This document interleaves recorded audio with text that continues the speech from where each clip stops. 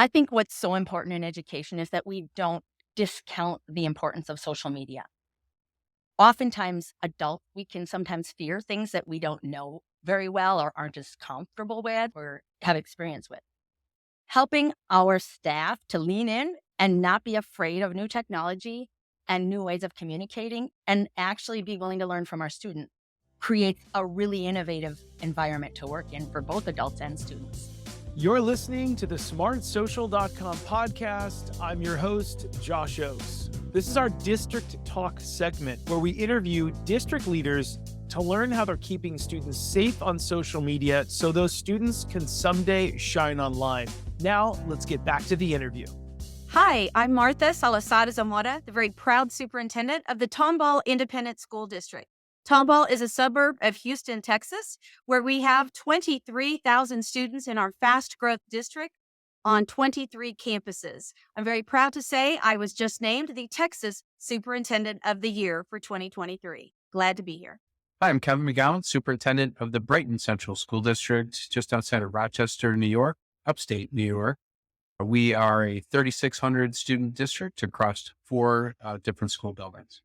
Hi, my name is Christine Tucci Osorio, and I am the superintendent of School District 622 located in Minnesota. We are a first ring suburb of the city of St. Paul, and my schools are in the cities of North St. Paul, Maplewood, and Oakdale. We've got about just under 11,000 students across 11 traditional schools and a number of additional alternative sites as well for about 20 different buildings and programs. How have you been successful in increasing parent engagement to help keep students safe on social media? So it is imperative that educators and the greater community understand there are dangers that come with the usage and increased usage of technology. So in our district, we've done several things such as Leadership Tomball ISD or Parent University, where we have ongoing courses and opportunities either in person, face-to-face, or online actually, so that parents are aware of the pros and the cons, the dangers that may be there regarding technology, and so that they can better prepare their students so that they don't fall into a trap and somehow have a problem because of technology and the usage of that. I'm not sure how successful we've been. To be quite honest, I think that we've tried and we've done parent nights and we do informational sessions. And when kids in particular are struggling, specific kids, we bring parents in and we work with them on resources to review relative to, the way their kids can use technology in a safer, more positive manner. I know that our efforts have been there. I don't know whether or not I can measure that result. It's hard to understand what would have been. I think we're in a better place than we were. I feel like people are getting better about that all of the time. I think us as a district not engaging in some of the negativity online ourselves is a good model for that. But at the end of the day, it's very hard for me to kind of prove the negative, so to speak, and to tell whether or not we've made a big impact. I know that it will continue to be an area of focus for us, that's for sure.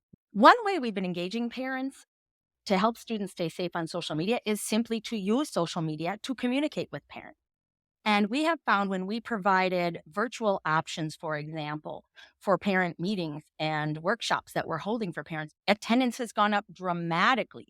So when we use the technology and through that technology, we're teaching about it, we have dramatically increased participation, particularly with our most marginalized communities and those that maybe need extra resources for transportation and what have you. Are there any stories that may come to mind about any social media incidents you've been able to get in front of or avoid by being proactive? Unfortunately, recently, our district went through a catastrophic event in which 4 of our students and a grandfather were tragically killed. And that really affected everybody in the community. And the beauty of technology, in this case, in social media, is that we were able to share what we could with respect to the family, but ensure that the community knew that together we were going to support the family and that we were going to share what information we had regarding how and when they could see the family and meet with the family and really come together to grieve the loss and celebrate the beautiful lives of those individuals that we lost during that tragedy. So technology was helpful in many ways through social media so that the community felt a part of the grieving process. I think there are a couple of different ways we approach this. One, with regard to social media in particular, we're very careful in how we engage as a school district. We've been very thoughtful about making it clear that we're not going to engage in debate or dialogue in an unproductive space in social media. So There are occasions when we have to correct misinformation, and we'll do that once and once only, and then move on from the topic. Most recently, actually, in the past week, I've had a particular social media situation with a person, thanks to an anonymous feature on a particular platform, who's posted a couple volatile comments that most people don't subscribe to. The vast majority of people kind of look past, but I've offered two very clear responses because I see it. It's on the parents' page. And the response was, happy to answer your question. Here's my email address. Please reach out. Sending a pretty strong message to the other people seeing that we're very vulnerable and open, and that I'm happy to answer the question, but that the anonymity of the person's post and perhaps intentionally being difficult to cause a problem for the district is just not something we're going to buy into. We've really been proactive in terms of being vulnerable and creating space for people to talk to us and utilize social media to do that, to promote those spaces. We use a particular platform called Thought Exchange, which has been a very, very, very powerful tool for us to gather feedback and for the people providing the feedback to see each other's feedback, to rate that feedback, and to really do the analysis within that platform. And it works very simply where we send out a link to people to answer a question, gather some information about them, but it's anonymous. And it asks a wide open question in any number of ways. It could be about open house format or scheduling, or how do you feel about the work of the district? How do you feel about our equity work? What are some school safety solutions we should be considering? All of that then gives people an opportunity and a space to talk about how they feel. And then for each of the users to go in and rate the thoughts that have been shared, again, all anonymously, but then to see those results. So instead of there this being this kind of secretive approach to gathering information or analyzing that information, or a very subjective way for just a few administrators to be looking at that information and gathering their most pressing thoughts, it's done by all of the users who are involved, which is really powerful. What that has also done, though, is pull people off of social media, where the Facebook kind of survey because of somebody posting something that is just, intended to create some negative dialogue, and people sort of get some satisfaction out of some of their comments and some of those likes. This puts them in a space where they have every opportunity to do that. And we find also that it tends to be very positive, constructive, right? So it doesn't all have to be compliments, but constructive, because perhaps people are getting the same kick out of getting a like on their negative comments. It's just a little bit of a mind shift that way, and has been very positive. We have been working a lot with students to teach them about safety and making sure people understand to let adults know when there's something that is unsafe. We've done that through, we have a tip line. We have our own Twitter and Facebook accounts and things like that students message us through. And we also do have a program that we work through Google Gaggle to help us flag when there's unsafe conversations happening between students. We have literally used these tools to interrupt at least 3 very real suicide situations in the past year. One, in fact, the student was on a bridge ready to jump. And through social media, we were able to track this down, intercept the student, and stop that tragedy from happening. What would your advice be to other educators and other administrators to work together to create a culture of digital safety and digital responsibility in their schools? So when you think of the words digital safety and digital responsibility, there are many things that a superintendent or a leader has to take responsibility for. Those are very important pieces because we need to ensure that students and staff utilize what the tools that they're given, understand the importance of them, and that there is protection when this is happening. And that's difficult in this day and age. So making sure that everybody is aware through education, professional learning, and then of course the students, so that it is a help, not a hindrance. My advice would be to remember that the same ideals around behavior and expectations and character apply online as they do in everyday life and in every other format of our work. And to really go back to our codes of conduct, go back to our character building that we do ahead of time, and apply those very same lessons to the use of social media. And the whole conversation about treat others the way you would like to be treated. Would you like to read this about yourself? And really focus on those kinds of upfront lessons with kids very, very early in primary, helping them understand the importance of taking responsibility for what they write, what they say, and how they do that, I think is really important. I think what's so important in education is that we don't discount the importance of social media. Oftentimes, adults, we can sometimes fear things that we don't know very well or aren't as comfortable with or have experience with.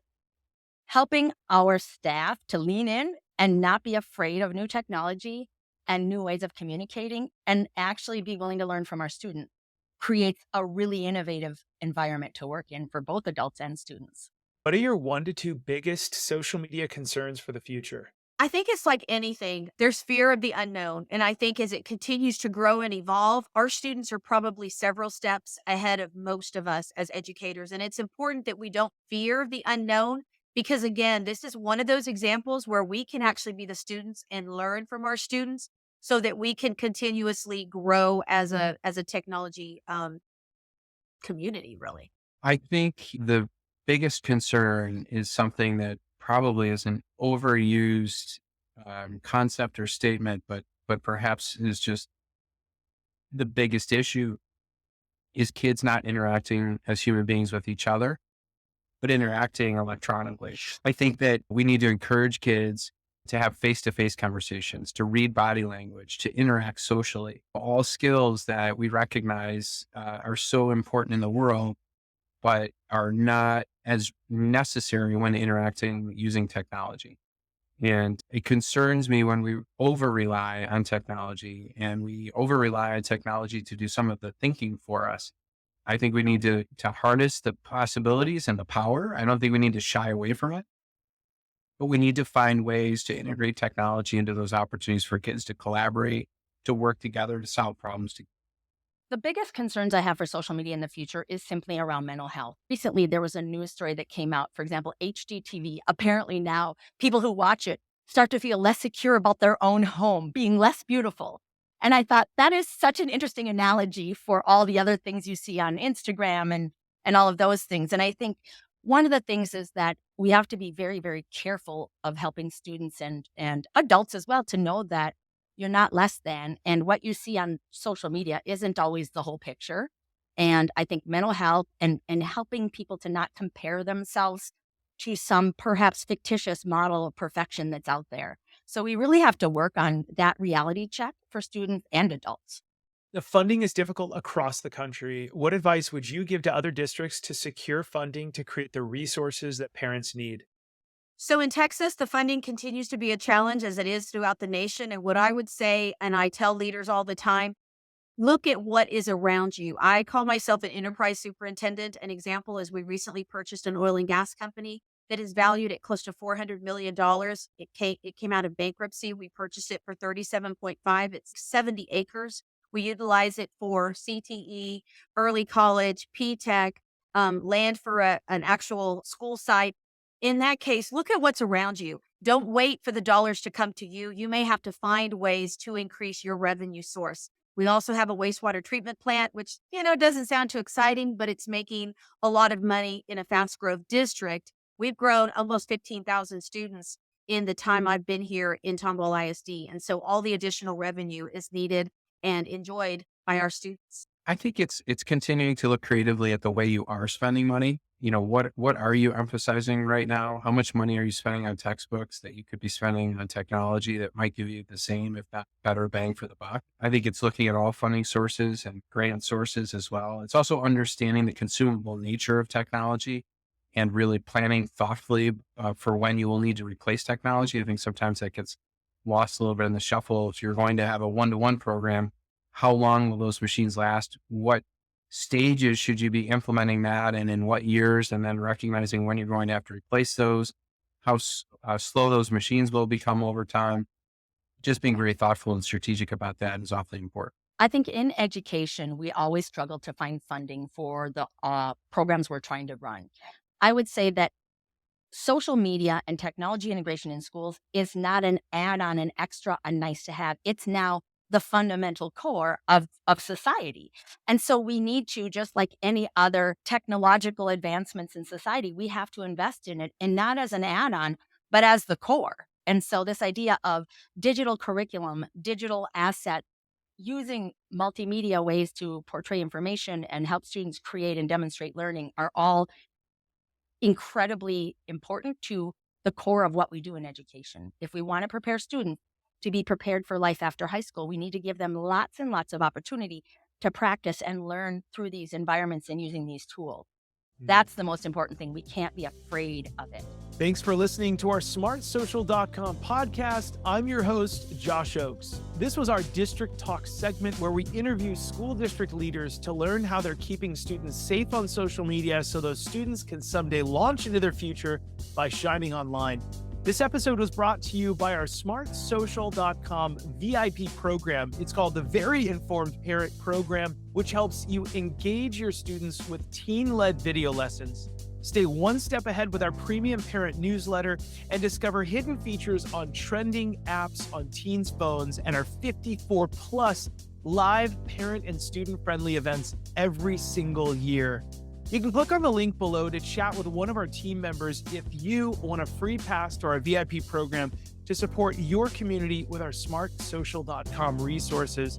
And if you're a district leader who has a success story, we would love to feature you on a future episode. You can click the link below to reach out. Thanks so much for listening, and we look forward to seeing you on the next episode. Have a great day.